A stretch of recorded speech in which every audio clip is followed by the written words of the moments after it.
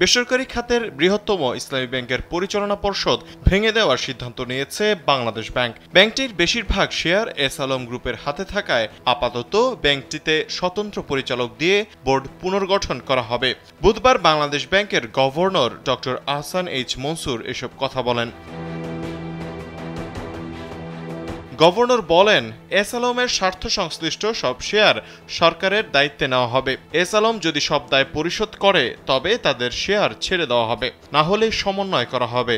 আর পরবর্তীতে আগের পরিচালকরা 2% করে শেয়ার কিনে আসার পর তাদের পরিচালক নিয়োগ দেওয়া হবে।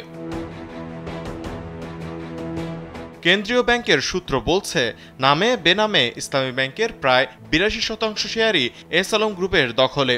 এমন পরিস্থিতিতে নতুন পর্ষদে বেশিরভাগ স্বতন্ত্র পরিচালক হতে পারে।